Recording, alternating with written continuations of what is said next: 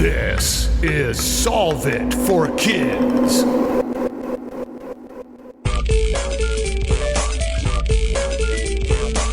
Hello, my amazing and curious friends. My name is Jennifer, the Dean of all things STEM and STEAM, and this is Solve It for Kids, the podcast that gives kids and families a peek inside the real world of scientists, engineers, and experts as they solve problems in their jobs using creativity, cooperation, and critical thinking.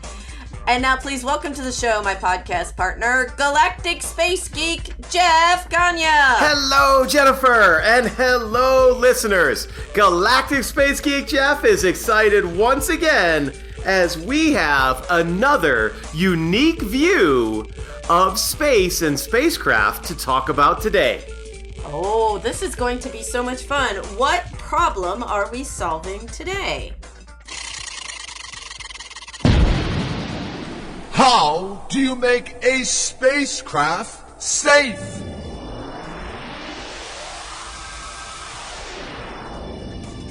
How do you make a spacecraft safe?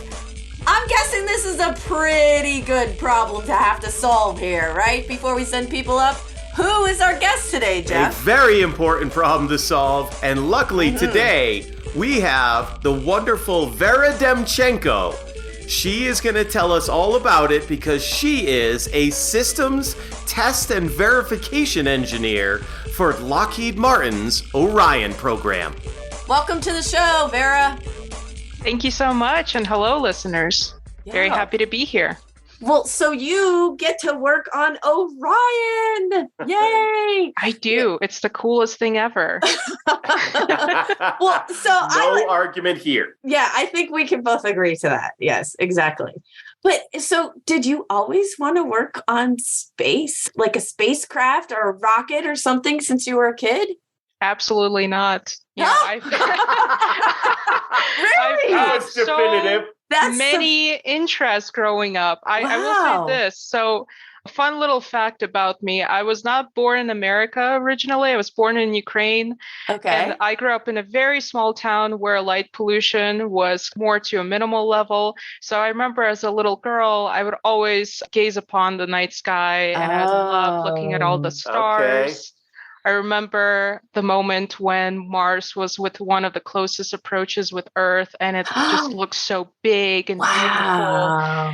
But I never could see myself working in space growing up because no one has told me what are the options. I thought there was only, astronomer. Right. That was the only career you could have. And I didn't want to be a starving scientist.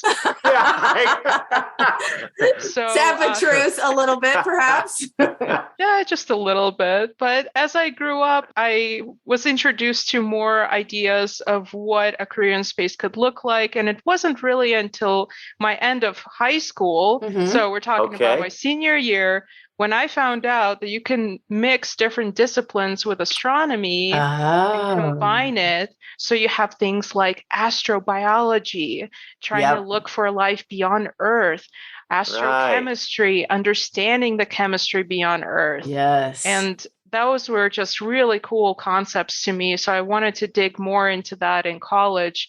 So my background is in astrophysics and planetary science.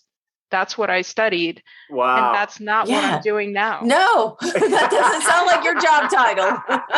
No.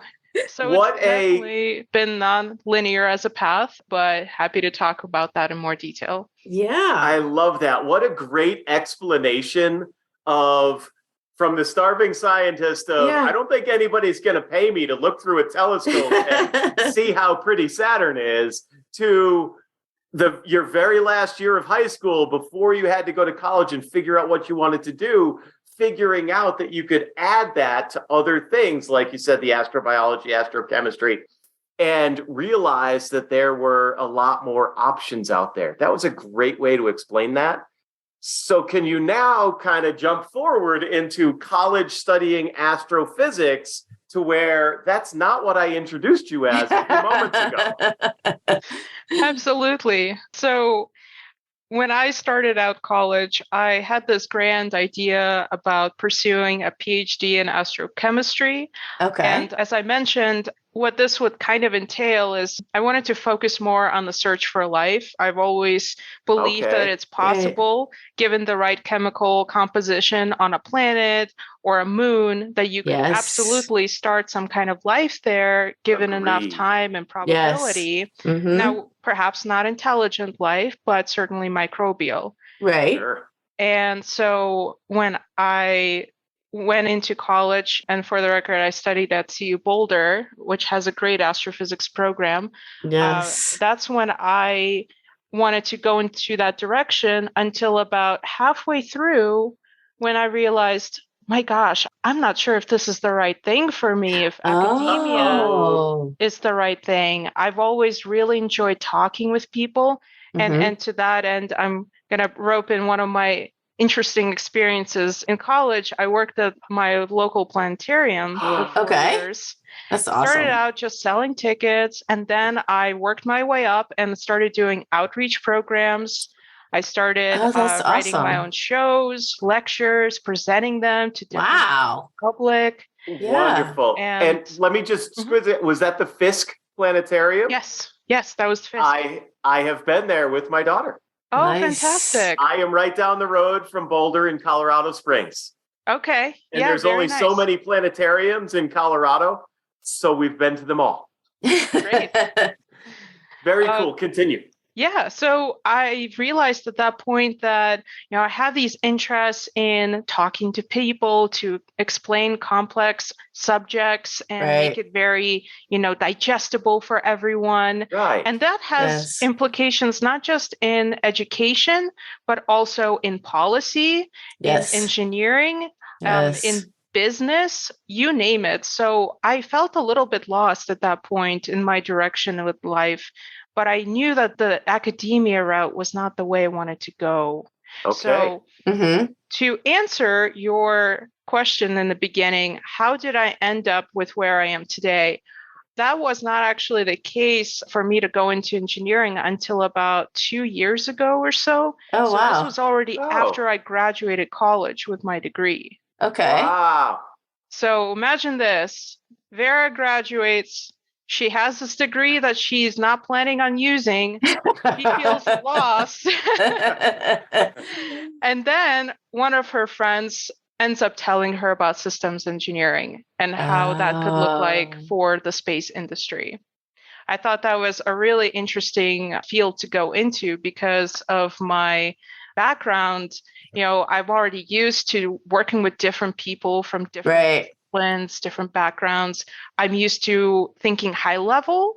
I'm used to explaining my ideas and concepts in a way that everyone can understand. Yes. And that's actually one of the most important things in systems engineering. And so I get to work with a lot of different people, not just my teammates, but a lot of different groups at my program. And I get to use not just those hard skills, but the soft skills too. So learning how to talk to people, making sure that we're all on the same page about what we're doing. That's actually one of the hardest parts of my job. Oh, yeah, I'm sure. Okay. So can you give us some examples of what you do with the Orion spacecraft?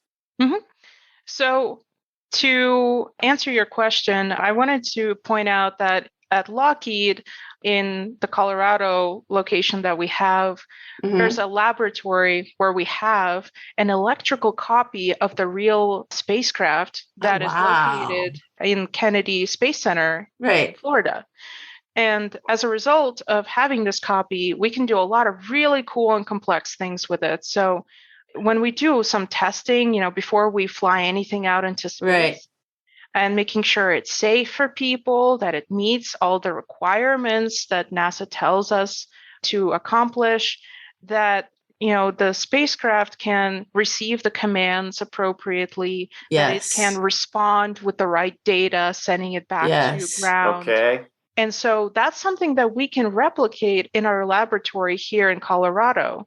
And that's really cool. That is cool.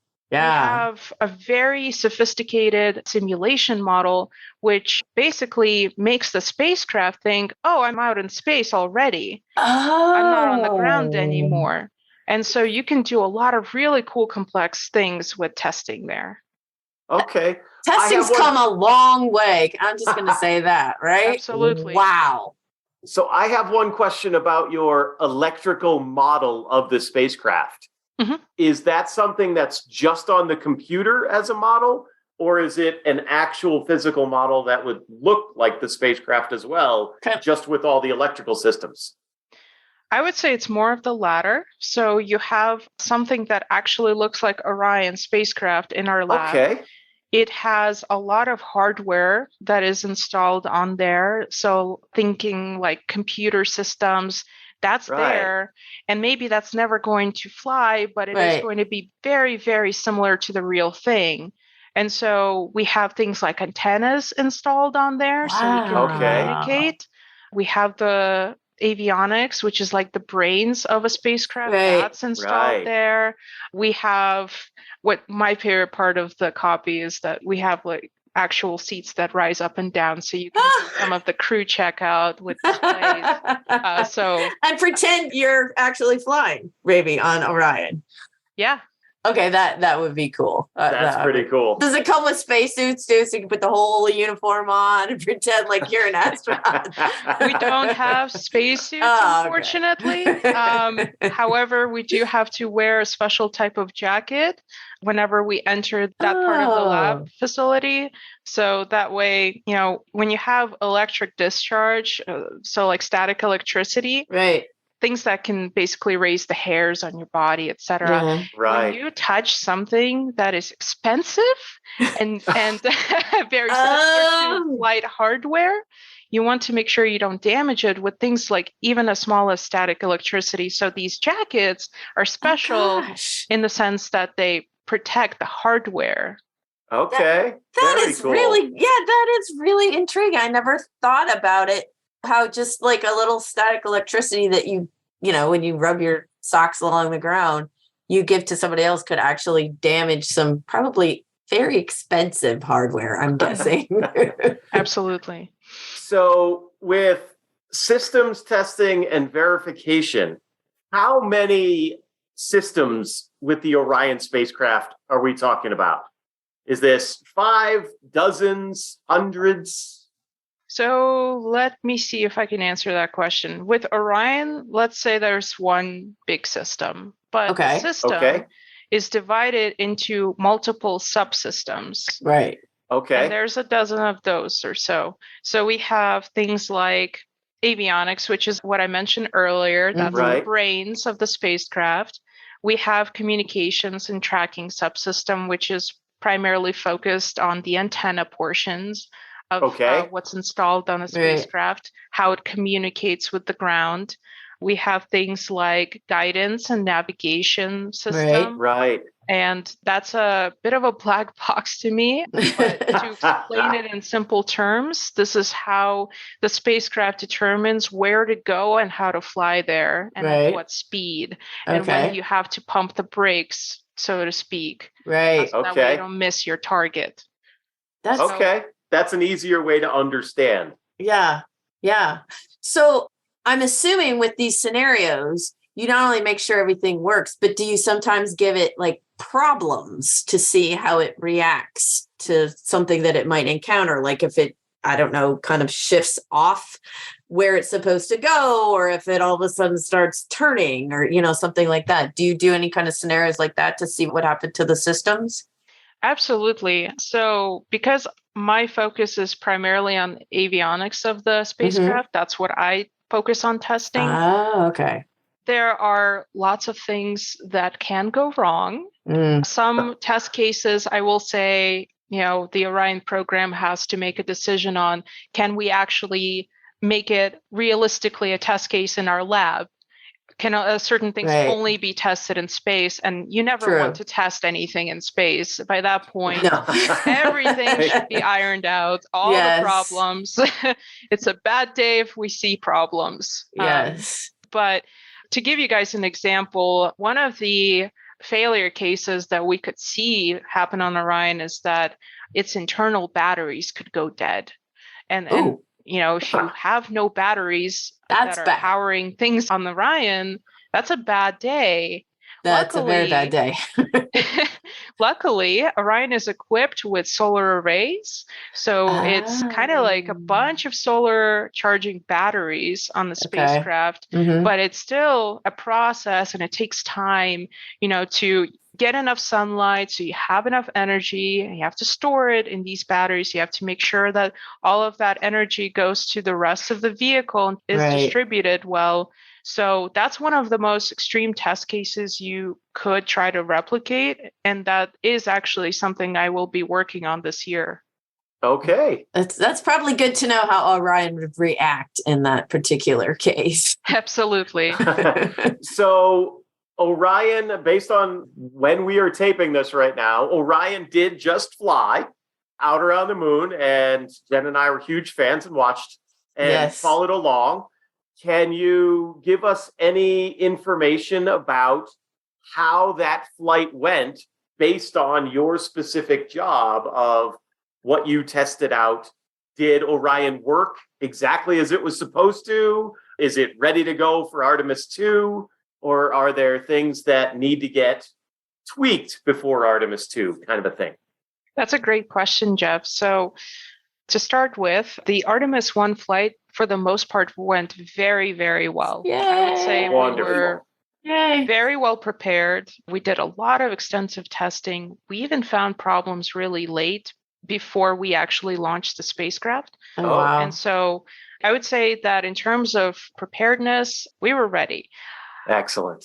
And when we saw the landing of Orion, that I've heard a lot of people quote as that was almost like a textbook landing. Wow. How smoothly it went. Yes. And I remember watching that and saying, oh my gosh, everything is going and working exactly as it's supposed to.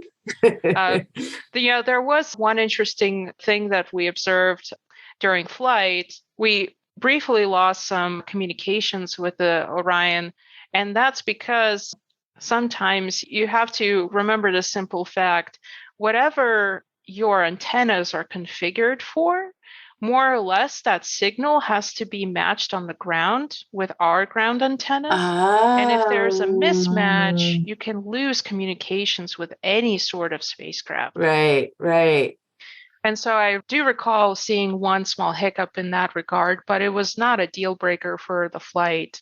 Now, to answer the second part of your question, Jeff, Artemis 2 is going to be a bit different from Artemis 1 in the fact that we are going to have real crew. We're going to have real human beings flying Orion on the second mission to the moon. And because of that, we have to do a lot more rigorous testing to make sure that when we launch Artemis 2, it is going to be not just functionally working, but it's going to be safe for the human beings who will fly it. Right. So your job is to make sure that the capsule, the Orion, actually operates the way it's designed to operate. In the specs, kind of goes on the path that it's supposed to go, the trajectory, and keeps everything clear. Yes? Yes, in simulated test cases. Okay. But also, hopefully, in real life. Can you give us an idea of how long it takes you to get all of these things set up? Because this is what I've heard from people who may not follow this space program as closely as some of the rest of us do. My gosh, it's going to take another 2 years for, Artemis 2 to go off or whatever. What is taking so long? Can you talk a little bit about how the fact that this stuff just doesn't happen overnight? So 2 years, I know that sounds like a really long time for people, but it's actually a very short amount of time to get everything tested, everything verified, making sure that it's safe for humans, making sure the spacecraft operates as intended. And so I'm personally a little bit skeptical that we can meet that sort of timeline because it is a lot of work. First, you have to start with component level testing, which is one step beyond subsystems. So you have, let's take, for example, our communications and tracking subsystem, which is the antenna portion. Okay. You have to actually individually test the antennas first. Okay. And that is a number of tests in itself. I mean, we're talking about weeks for something like that. Wow. Then you have to make sure that the whole subsystem works well together. And that's a series of tests. That could mean, here's a simple functional checkout. Wow. Okay, here now we're going to run this with the sim, making sure that everything's working. And then we have to make sure that the system works. And then, so this is just my Lockheed part of the team on Orion. Then we have to make sure that our counterpart, which is NASA, receives Orion that, we do a lot of testing on. And then they do additional testing. And then they have to make sure they put everything together, on the rocket, making sure everything's stacked nicely, making sure there are no leaks, making sure there are no loose bolts or nuts. Wow. Everything has to be perfect. And that takes time. Yes. A lot of time. I really like the way you and then explained it, because I'm picturing all of our, the way Jen said it of, okay, Artemis 1 went up and it was a success. Let's start launching Artemis 2 is what a lot of general, okay, why can't we just send them? And it's a lot different when you're sending actual astronauts. Live humans that you want to bring back. Humans. Everything needs to work. I'm picturing, is your work done on I'm a spreadsheet geek. Are your tests done on spreadsheets or sort of certain systems that you have with Lockheed that you can't go to block B until block A has been done? You can't go on to the next test sort of in a linear fashion like that? So that is a great question. We have a different team, not in Colorado, but the one in Florida that does testing on the real spacecraft. Okay. And so they are responsible for making sure each piece works. Then they stack it, make sure that it's meshed together with everything else that already works. They kind of build the spacecraft as it goes. Right. And so obviously can't test the very end stage, which is the system, until your whole Orion spacecraft is built, right? If you only have half of it, you can't move on. So that's what they do. For us, we pretty much have most of the system that we can replicate in our lab. That's all set, ready to go. We don't have a lot of prerequisites, as I would like to call. In other words, we don't have scenarios oftentimes where some certain tests need to be done before we can do what we want to do. Okay. So what happens when you encounter a failure? Because I can't imagine that you test all these things and you're like, oh, everything worked perfectly. Let's just move right along. That's not real engineering sometimes. So what happens when you encounter a failure? I would say that that's just part of the job. Yes. When you're a test engineer, you're expecting things to go wrong and you're expecting to, troubleshoot it to find solutions for making sure that we understand how exactly something broke, fix the root cause, and then continue on. And most of the time it's never a smooth experience. It's never perfect, which is why I'm going to add an additional little time slot into the schedule of 2 years, because you can't predict what things will go wrong in testing. Right. And something that might have worked well the last time or the first 3 times, the next time may not, right? Yeah, we have a word for this when something auto-magically works. And we're not sure why. That has happened a few times. Okay. I like that word. I'm picturing you and your team's engineering faces when that happens. So I have sort of a comparison question. We're talking all about the Orion spacecraft, and that's what you're working on. How much more technologically advanced is the Orion spacecraft compared to the Apollo capsule? Oh, that's a great question. You're putting me on a spot here, Jeff. Sorry, but I don't really know if I'm quantifying that in a good way, but how much, when you look at 2 pictures, I'm sure a lot of listeners have seen a picture of inside an Apollo capsule where you see all sorts of manual knobs and switches. And Orion just has touchscreens that has replaced nearly all of that. How much more technologically advanced is the Orion versus the Apollo? So I confess, I have not seen a lot of images of the Apollo crew cabin. And so I will say, yes, we have displays inside, but we still do have a lot of knobs, and we have manual controls that will allow crew member to steer the spacecraft in a different direction if something were to go wrong. Okay. Now, if I recall, Apollo 11, as they were preparing to land, they had like 11 seconds or 30 seconds of fuel left, and that was a doozy for them. They had to put it down. Yes, find a place. I was just at Kennedy, and we went to that like little kind of thing that they had, the display where they show the little movie, and that was pretty incredible how that happened. Wild. It's like now or never. Put this thing down. Yeah, I would say, have probably a more sophisticated subsystem called ECLSS, which is short for, I'm going to butcher this, but it's basically the environmental life support system for the human crew members on board. Okay. It does things like provide you oxygen, and it's not just oxygen. We actually mix it with nitrogen. Right. Because, very good. That's reflective of how, we breathe here on Earth. Right. We also use that subsystem to, make sure that the crew has water, and oftentimes they recycle an astronaut's pee to get that water. Yes. Because resources, are very limited when you launch anyone off into space. They kind of have to water's heavy, right? You can't carry a lot of water with you. Yeah, exactly. It's heavy to launch. It's kind of like a very complex aquaponics system for humans. Oh my gosh, I love that. I like that.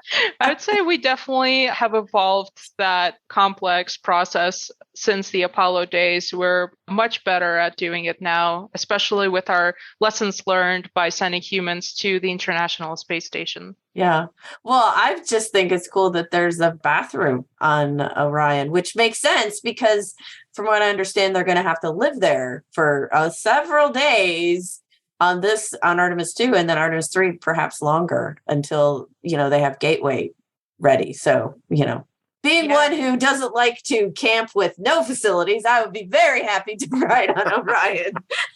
And, it's funny you say that because human physiology, what our mental states are going to be like as we leave Earth, the only place we've ever known.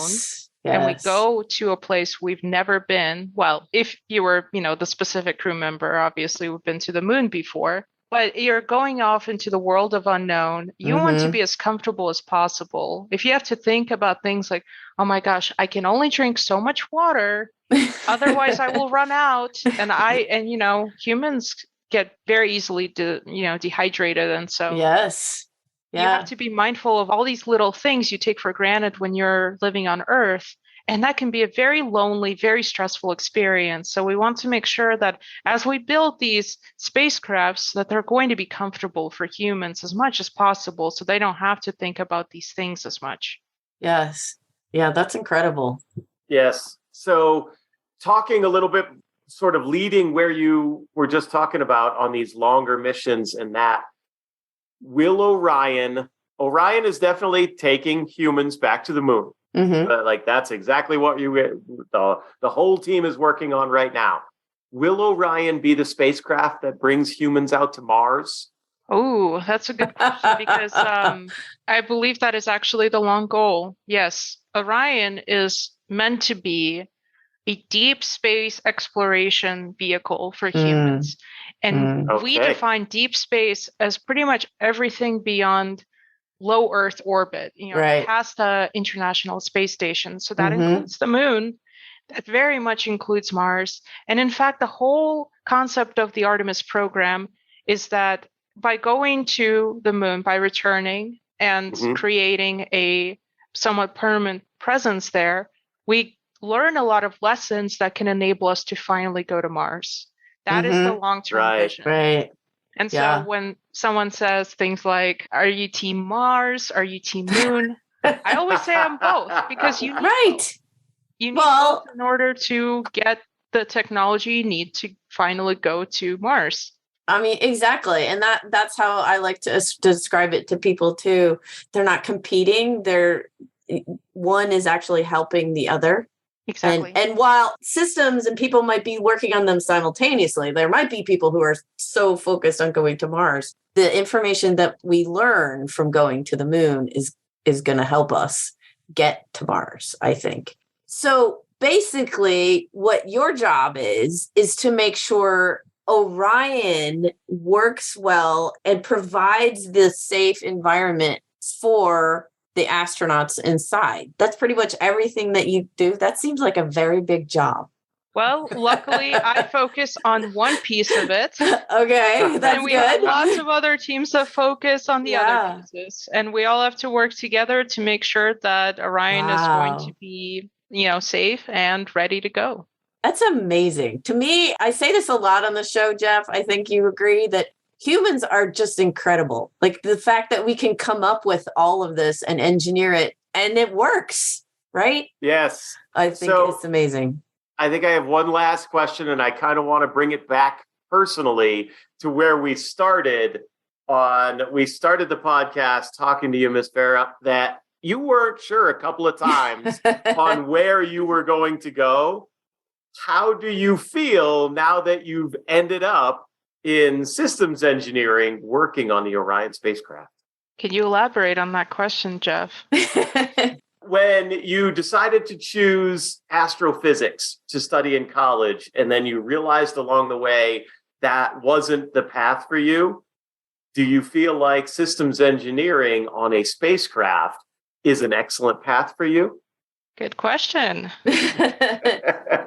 Being a person that continues to have multiple interests, I would say that it is a great path for me, but I don't imagine myself doing just this one thing on the line.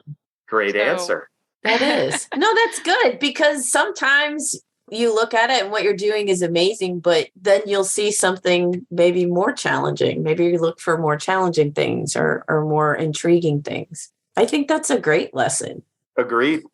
If you would have told me that I would have ended up being a STEM science writer for kids when I was little, I would have been like, you're kidding me. So it was a career path that I made when I was in my 40s and I switched over. Even if you would have told me when I was in my 20s, I would have said, no. So you never know where you're going to end up, but I am very curious to see where you do, Vera. We'll see. Yeah, maybe we should check in another 10 years so I can see what you're doing, Jennifer.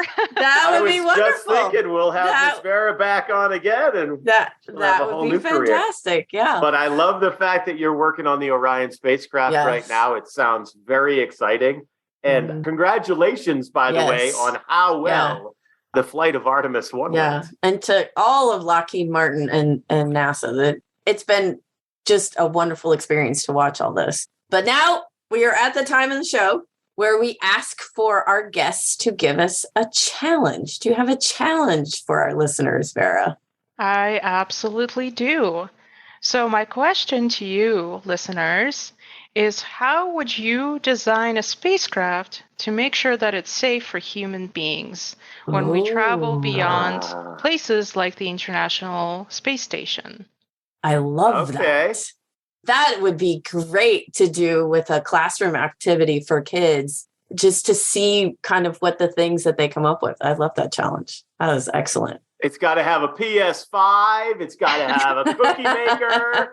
It's got to have a pizza. Pizza. Hello, we have to make pizza. Yes. And it could have those things, but they'll have to figure out how to integrate all that so it works, right? That too, yeah.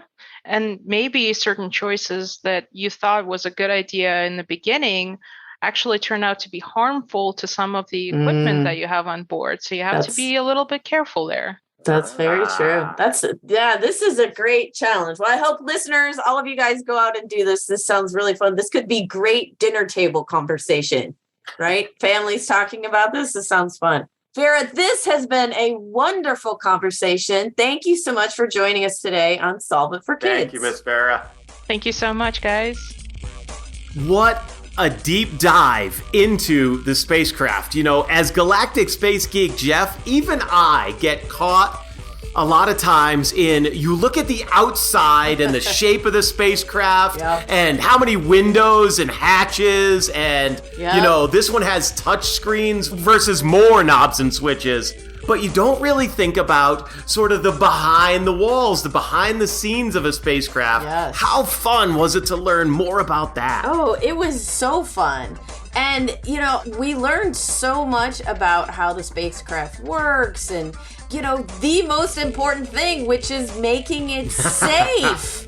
Right? Yes. And I love Vera's challenge about designing a spacecraft. I think it'll be intriguing to see what kids come up with, don't you? Absolutely. I think this is one of the most fascinating because in my previous world at a space museum, if you tell kids to design a spacecraft, the amount of curiosity, ingenuity, imagination that go into their designs on what they truly believe they can bring with them on a spacecraft, to see that design is going to be a whole lot of fun. So I hope our listeners do it. Yes. And, the one thing that I think is fun, what you just said is, so when kids design it, they don't have to think about how much it's going to cost, right? They get to put on all the cool bells and whistles that they want. Yes. So if any of you, our listeners out there, if you design a spacecraft, we'd love to see your image. So you can tag us on social media. We are at KidSolve at Facebook, Instagram, and Twitter. And don't forget to check out the website, solveitforkids.com, where we have a page for every episode, including this one, so you can learn more. And maybe we'll be able to have some images of the inside of the Orion spacecraft right there on the website for you. That's going to be wonderful. I hope we see these designs. I want to see that imagination. The only limits on your spacecraft are the ones you place yourself. Until next time, you'll hear Jen and Jeff on Solve It for Kids.